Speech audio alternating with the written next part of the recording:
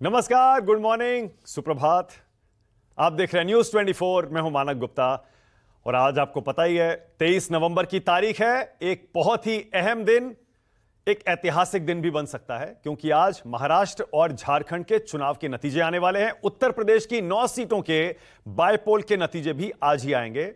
इसके साथ ही 15 राज्यों की 48 विधानसभा सीटों के उपचुनाव भी आएंगे और 2 लोकसभा सीटों के उपचुनाव के नतीजे भी आएंगे। 2 लोकसभा सीटें बहुत ही अहम, खासतौर से केरल की वायनाड सीट, जहां से प्रियंका गांधी इस बार चुनावी मैदान में है और उनका संसद जाना तय माना जा रहा है। महाराष्ट्र की नांदेड़ सीट भी है, उसका भी फैसला होगा, लेकिन सबकी नजरें आज महाराष्ट्र के विधानसभा चुनाव पर सबसे ज्यादा है।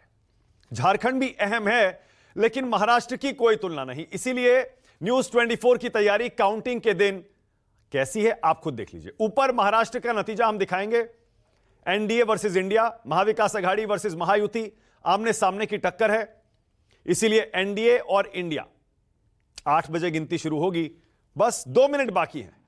वोटों की गिनती शुरू होते ही सबके दिलों की धड़कनें आपको पता है बढ़ जाएंगी। बहुत सारे नेता हो सकता है रात भर सोए भी ना हो।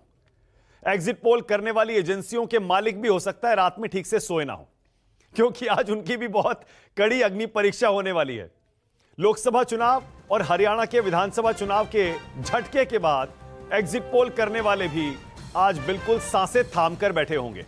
तो ऊपर एनडीए वर्सेस इंडिया का आंकड़ा आपको दिखेगा और नीचे स्क्रीन के मैं आपको ब्रेकअप दिखाऊंगा। मतलब ब्रेकअप, एनडीए में जो तीनों अलग अलग पार्टियां हैं उनको कितनी सीटें मिल रही, उसी तरह से इंडिया गठबंधन महाविकास आघाड़ी में तीनों पार्टियों को अलग अलग कितनी सीटें मिल रही हैं। और यह दिखाना आपको इसलिए भी जरूरी है क्योंकि जिसकी ज्यादा सीटें होंगी उसी का मुख्यमंत्री पद पर दावा भी मजबूत होता जाएगा। मतलब लॉजिकल तो यही है। वो अलग बात है कि बड़ी पार्टियां एक दूसरे को सत्ता में आने से रोकने के लिए अपने छोटे सहयोगी को मुख्यमंत्री पद देने पर तैयार हो जाएं, जैसा बीजेपी ने किया एकनाथ शिंदे को सीएम बनाकर, या फिर कांग्रेस ने किया उद्धव ठाकरे को सीएम बनाकर 5 साल पहले। 5 साल में महाराष्ट्र की राजनीति में, जैसे कहते हैं ना, बहुत पानी बह गया नदी में, बिल्कुल उसी तरह। बल्कि मैं तो बार बार कहता हूं, पिछले 5 साल में जितना रायता महाराष्ट्र की राजनीति ने फैलाया है उतना शायद देश के इतिहास में किसी राज्य में नहीं फैला होगा। इसीलिए इस बार कहा जाता है महाराष्ट्र के बहुत सारे वोटरों ने किसको वोट देना है यह मन सिर्फ आखिरी 2 दिन में बनाया। एग्जिट पोल भी पूरी तरह से कंफ्यूज्ड, एग्जिट पोल भी तय नहीं कर पाए महाराष्ट्र में इस बार किसे जिताना किसे हराना, क्योंकि जाहिर है लोकसभा और हरियाणा के झटके के बाद, डिबैकल के बाद एग्जिट पोल करने वाली एजेंसियां भी बहुत ही सतर्क। वो कहते हैं दूध का जला छाछ को भी फूंक फूंक कर पीता है। इस बार तो वो पानी भी पी रहे होंगे तो फूंक फूंक के पी रहे होंगे, गर्म ना हो। बहुत सारे लोगों को पता है इस बार न सिर्फ राजनीतिक दलों का, बड़े छोटे नेताओं का, बल्कि और भी बहुत सारे लोगों का बहुत कुछ दांव पर लगा है। 8 बज गए हैं, वोटों की गिनती शुरू हो गई है। इस वक्त की ब्रेकिंग न्यूज और अपडेट पहले आपको बता दूं, याद दिला दूं, आप भी अगर राजनीति में दिलचस्पी रखते हैं आपको 2 बातें पता होंगी। एक, चुनाव मतलब न्यूज 24, और दूसरा, जब वोटों की गिनती शुरू होती है सबसे पहले पोस्टल बैलेट गिने जाते हैं। तो अब पोस्टल बैलेट की गिनती शुरू हो गई है। इसके बाद आधे घंटे के बाद इलेक्ट्रॉनिक वोटिंग मशीनें खुलेंगी, ईवीएम में वोटों की गिनती शुरू होगी। लेकिन रुझान थोड़ी ही देर में आपको मिलने शुरू हो जाएंगे। आज 3 राज्यों पर सबसे ज्यादा नजरें सबकी रहेंगी, महाराष्ट्र, झारखंड और यूपी। इसीलिए न्यूज 24 की स्क्रीन पर तीनों राज्यों के नतीजे आपको सबसे जल्दी, सबसे तेज, सबसे सटीक हम दिखाएंगे। महाराष्ट्र का नतीजा ऊपर रहेगा, दूसरी तरफ स्क्रीन के दाएं और बाएं आप झारखंड और यूपी के उपचुनाव के नतीजे देखेंगे, और नीचे थोड़ी देर में आपको ब्रेकअप, जैसे ही रुझान आने शुरू होंगे ब्रेकअप भी आपको मिलना शुरू हो जाएगा। अब जरा आपको याद दिला दूं, वोटों की गिनती शुरू हो गई है।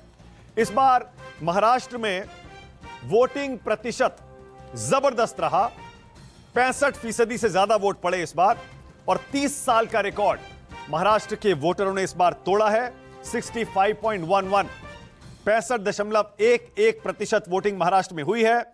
इससे पहले याद पड़ता है 1995 के चुनाव में 71.69, 71.5% से भी ज्यादा वोट पड़े थे।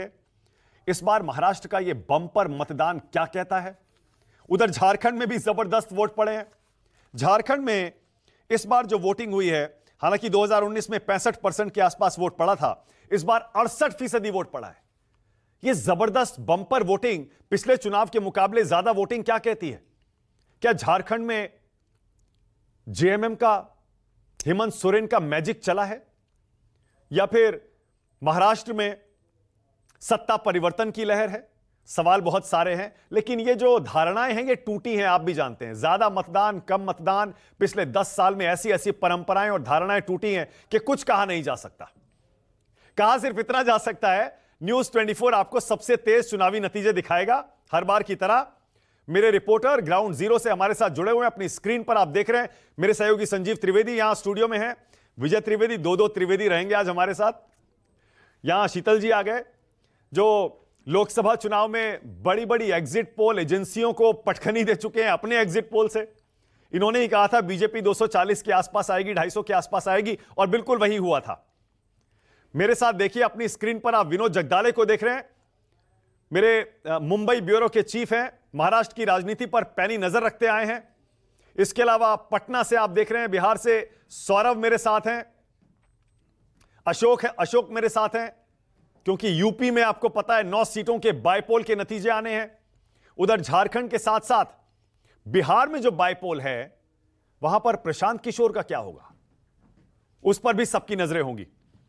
तो 8 बजने के बाद वोटों की गिनती शुरू हो गई। ब्रेकिंग न्यूज अपडेट इस वक्त की यही है। आपको मैं यही कहूंगा, कहीं मत जाइए, सबसे सटीक सबसे तेज नतीजे और एक एक ब्रेकअप ये देखिए नीचे स्क्रीन पर। बीजेपी को कितनी सीटें, शिवसेना, एनसीपी अजीत पवार, फिर कांग्रेस, शिवसेना उद्धव ठाकरे गुट और शरद पवार की एनसीपी, सबको अलग अलग कितनी सीटें मिल रही हैं, आपको एक ही स्क्रीन पर हर जानकारी मिल जाएगी। कौन आगे, कौन पीछे, कौन दिग्गज पटखनी खा गया, किस छोटे प्लेयर ने उलटफेर कर दिया, सब आपको मिलेगा यहीं। और इससे सटीक और शार्प एनालिसिस आपको कहीं